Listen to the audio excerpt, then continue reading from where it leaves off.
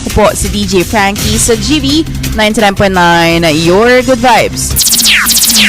At Lopez at Bello hindi na ipatatawag na mga testigo sa impeachment trial ni VP Sara Duterte. Ang detalye ng balitang iyan, ulat ni DJ Joey Boy. Hindi na ihaharap ng House Prosecution Panel bilang mga testigo sa impeachment trial ni Vice President Sara Duterte sina Office of the Vice President Chief of Staff Zuleika Lopez at House Legislative Security Bureau Executive Director Captain Belinda Bello. Ayon kay Prosecution Counsel Attorney Lorna Capunan, hindi na kinakailangan ang kanilang testimonya dahil magiging paulit-ulit na lamang ang mga ito.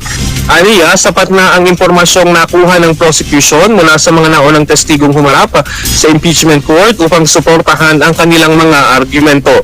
Sa kasalukuyan nakatuon ng pagdinig sa impeachment article na may kaugnayan sa umunay pagbabanta ni Vice President Sara Duterte laban sa ilang opisyal ng pamahalaan.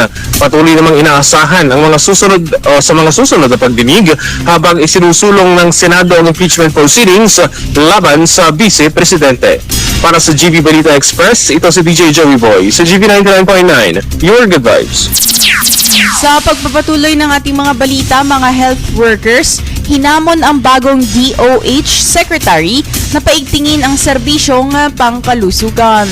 Para sa detalye ng balita, hinamon ng Alliance of Health Workers o AHW ang bagong talagang kalihim ng Department of Health na si Dr. Jose Britanio Pujalte